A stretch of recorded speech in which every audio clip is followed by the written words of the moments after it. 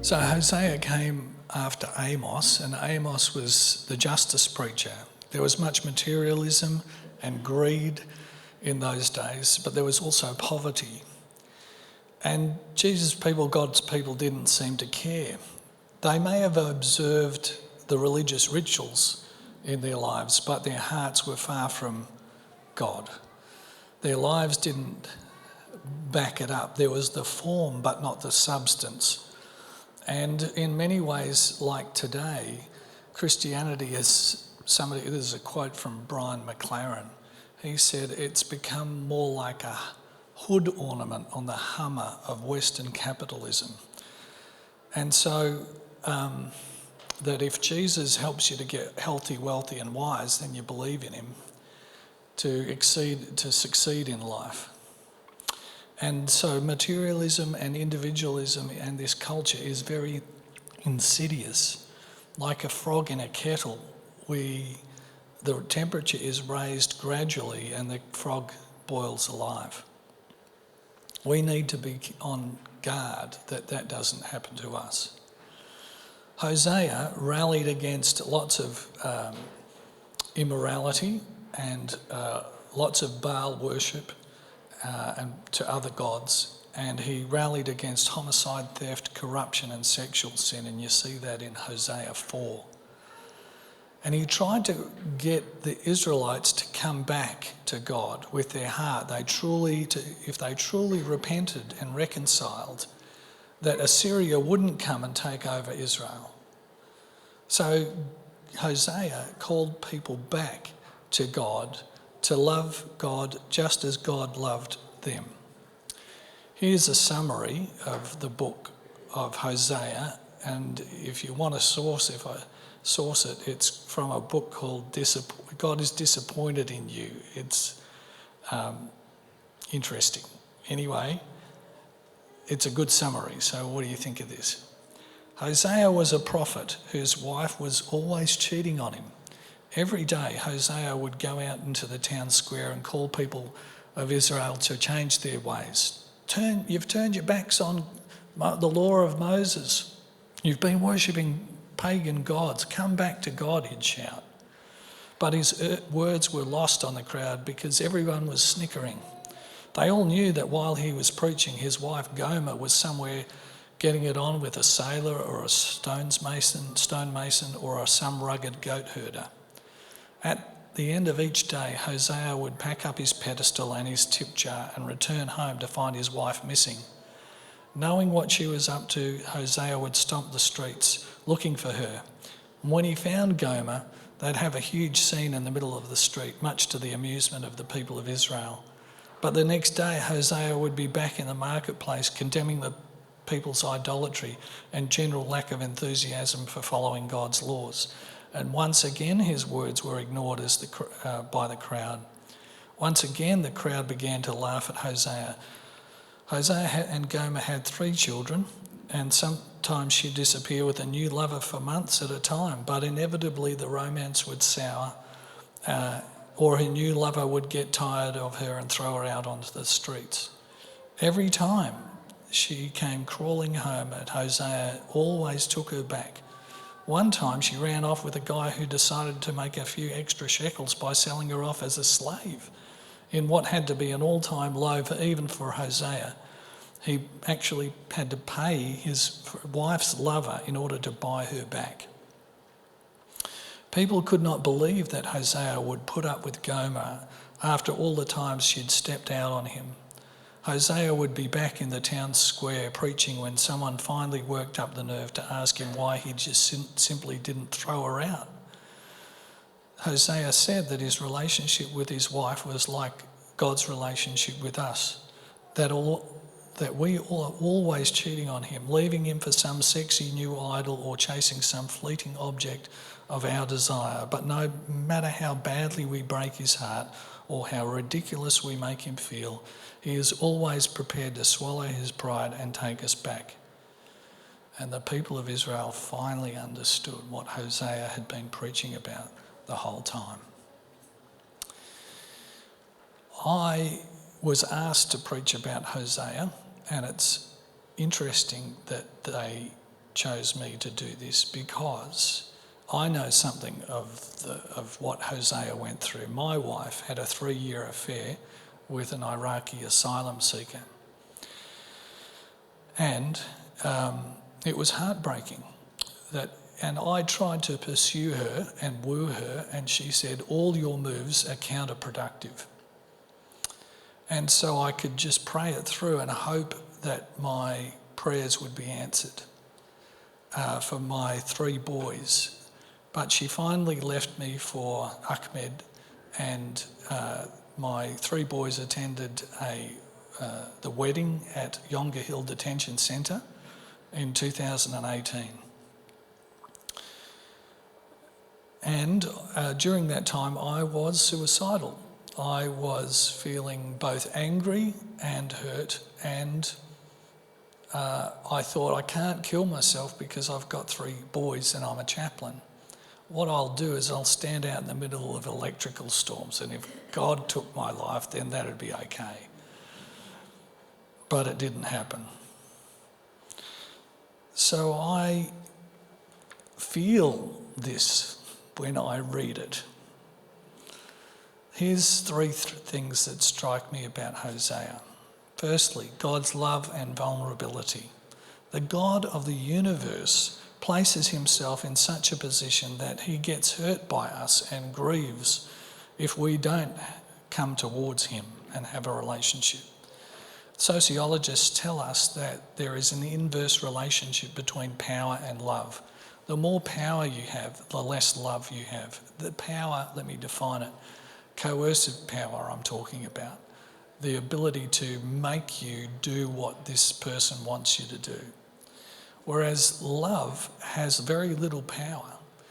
Think about Jesus. He came in not as a king, but as a baby born in a cattle trough. And he died naked in the midday sun for all to see. Incredible love, no power. No, but he has something else. He has something called authority. Authority is voluntarily given. Think of Mother Teresa. She had no guns or tanks at her disposal. She couldn't make you do anything, but she did have love. And we voluntarily give her respect and give her power because she has love, right? The same goes with Jesus. They said of Jesus, he is one who teaches with authority.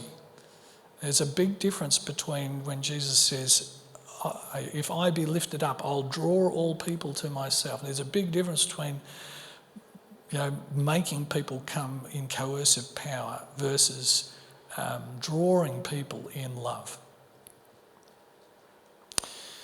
There's the story that I met a lady called Naomi, and she worked alongside me at TIR Australia a while ago. And she was on the Truth and Reconciliation Council of South Africa, and she tells the story about how a woman said, I don't know if you're aware of this, but the Truth and Reconciliation Council was that there was a court, and if you fessed up to your crimes, there was a good chance of amnesty, that you would get forgiven and pardoned. Anyway, this lady, this African woman, she was the victim, and she said to Ubuntu, who was the perpetrator, I believe you've confessed to killing my husband and my son and torturing them and killing them. He said, I did. And she said, I believe you are an orphan. He said, I am. She said, my punishment, if the council would have it, is that you take the place of my son, my one and only son that you took the life of, and I will be your mother, and you can be my son, and you can live with me. Amazing grace, amazing love. To err is human, but to forgive is divine. That's how God loves us. The second point, but why do we reject God's love? I don't understand. There is a part of me that it's a mystery. The very thing we need is the very thing that we reject and don't want. And I'm struggling to understand why. Here's my musings. I think that we run from God because it exposes who we are. Remember Adam and Eve? They sinned and they ran from God and hid in shame. It was their sin that caused them to hide. It wasn't God's. It wasn't their sin that made God run from sin. He knew what they'd done, and he still said, Adam, Eve, where are you? He chases us in spite of our sin. He wants a relationship with us, but we reject it. And I've learnt from the guys, particularly in prison, that it's really hard to say, you're right, I'm wrong, I made a mistake, it was all me, I'm guilty. Why? Why do we find that being naked and not ashamed so hard to cope with? I've learnt from my boys. My Neo was 8 and Ben was 4, and they were playing on the trampoline and Neo kicked Ben in the groin, and I said, Neo, say sorry. He said, it didn't hurt, right? Minimising, we all do that. I said, Neo, say sorry. But he started it, excuses, blaming, right? We do that.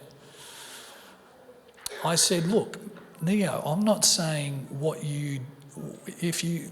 by admitting the fact that you did this, guilt, I'm not saying you are wrong. I'm saying what you did was wrong. I'm not saying who you are is wrong and you shouldn't exist and you deserve to die. I'm saying you are still loved. I'm saying what you did was wrong and you need to apologise. And for a brief second, he got it. He understood what I was trying to say. And he said, I'm sorry, Ben. I'm sorry. And I think that's true of us, that we think if I actually admit and confess and get it out into the light, that maybe who I am is wrong. And I think that's a lie. And we need to be open and honest. God can deal with your sin. You know, in Isaiah 1, he said, come, let us reason together. Though your sin be as scarlet, we can make it as white as snow. And if my ex-wife had said, Steve, I'm still going to keep talking to Ahmed, but I want you in my life. I want to face you and connect with you. I'd say, yes. People, I met an old Baptist pastor, and he said to me, he heard me talking about this stuff, and he said, it's the expulsive power of a new affection. I said, what? He said, it's the expulsive power of a new affection. In other words, if you understand that God loves you and you respond to that love, and you will begin to love God far more than your addictions, far more than anything else, and they will soon drop away over time. They will, as you pursue this new love, this new affection. And I think he's right. And I look at the prodigal son and I see that as prodigal son made one step towards the father ran towards him, and he knew what he'd done. It wasn't a secret. It was like, I met in Hosea 6, it says, come, let us return to the Lord. Let us acknowledge the Lord. Let us press on to know him. For as surely as the dawn he will come, and as the dewdrops kiss the morning grass, so he will come to his own. Beautiful grace, beautiful, amazing grace. I was a chaplain at a school, and I got a knock on the door. A girl was there, and she said, do you have a literal view of Scripture? I said, I think we need to understand it in its context and apply it to today. I said, no one has asked me that question. Why do you ask me that question? She said, I think I'm bisexual and I thought you were going to judge me. I said, please come in and take a seat, let's talk. And she said, I'm the fourth of 4 girls and my dad always wanted a boy. And he calls me Sam. My real name's Samantha, but he calls me Sam and he gives me tools for my birthday. He's never really accepted me as a girl. And I'm confused because I want the love of my father and I'm wanting to do what he wants, but I'm confused. I'm all messed up. My gender's all messed up. And I remembered the song by Don Francisco. It's an old one. And I said, I think God's saying this to you. I don't care where you've been sleeping. I don't care who's made you bed. I already gave my life to set you free. There's no sin you can imagine that is greater than my love, and it's all yours if you'll come home again to me. Just come home, prodigal son, prodigal daughter. And she had tears in her eyes. And I talked about my church that we're trying to help understand God's grace and love for people who are outsiders. She said, I'd go to that church if I lived anywhere near here, but I don't. She said, if there was a church in my district that shared that grace and love, I would be there in a heartbeat. I thought, wouldn't we all? Just come back to God, no matter what state you're in. It's the relationship that he cares about and the direction in which you're going. By the way, he says, be born again once, but he says, follow me 87 times. Come to me, follow me. And the direction in which we're heading is probably the most important. He'll deal with your sin, but come back to him.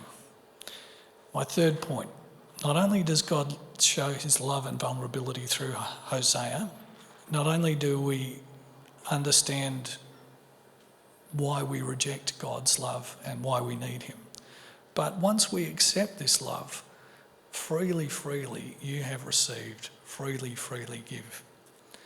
Once you grasp this, it's natural for you to show grace and love, particularly to those who don't deserve it, to the least, to the last, to the lost. There's this beautiful story, and you probably know it. You've probably seen it, but a lot of people get carried away by the songs and the culture of it and forget the real message. Les Miserables. The story goes that John Valjean gets out of prison. He's done 19 years hard labour for stealing a loaf of bread. And he gets out on parole and he has to go to Dijon. And he's looking for somewhere to stay for the night, and no one will take him in. And this old lady said, knock on that door. He said, I've knocked on every door. She said, you haven't knocked on that door. He knocks on the door. There's a priest there. He says, come in, my brother. You're welcome to stay the night and have a feed. John says, look, I've got these papers. I can't read, but I know what they say. He's a dangerous man. Are you still willing to give me a go? He said, of course. As he's eating with knives and forks, the silver knives and forks, he says, I don't know who you are or why you're doing this, but a bed and a meal for the night and a bed, and in the morning I'll be a new man. Anyway, during the night he has a nightmare about his time in prison, and he wakes up and steals the cutlery, silver cutlery, and the priest disturbs him. He bangs him on the head and runs off into the night with the silver cutlery. In the morning, the police find him and bring him back to the priest. And the police says, John tells us that you gave him this silverware last night when he stayed with you. And the priest said, John, I'm very angry with you. I gave you the silver cutlery, but you forgot the silver candlesticks. They'll fetch you a good price as well. The police say, are you telling us that this man has told us the truth? Of course. Release this man. So there is John Valjean with the priest, and the police have gone. And John says, why did you do that? The priest said, John, my brother, with this silver I bought your soul. I've ransomed you from a life of hatred and darkness and despair, and now I give you back to God. Remember, you promised to become a new man. He said, I promise. And from that time on in the story, he shares grace and love and forgiveness to others. He becomes the mayor of Vigo and does beautiful things. I believe in that.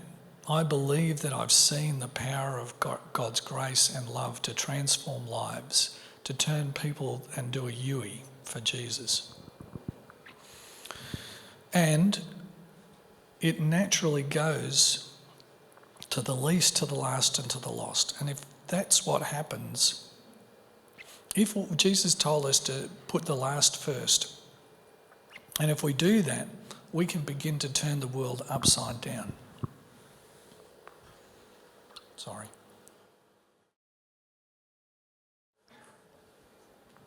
And that's what they said of Christians in the book of Acts.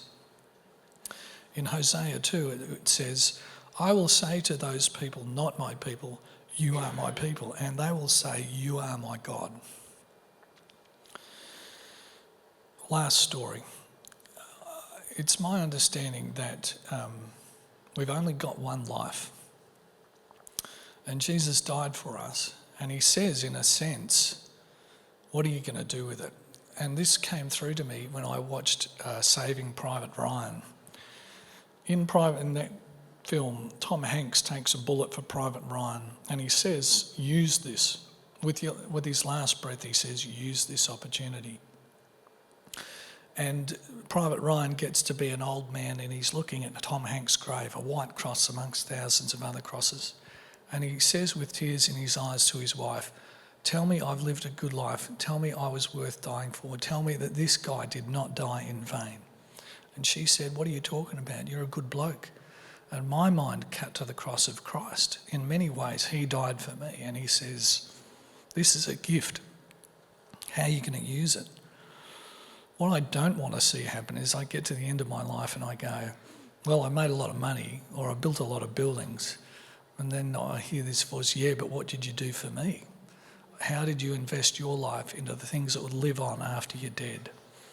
I want to be able, I don't know about you, but I want to be able to see Jesus when I get up there and he says, you know, well done, good and faithful servant. I'm even just hoping for a little sticker that said, attempted, you know, you had it go. How can you put this grace into effect? What's the next step for you? How can you respond to God's love? Prison fellowship's a great way, but it's not the only way. So what's God saying to you?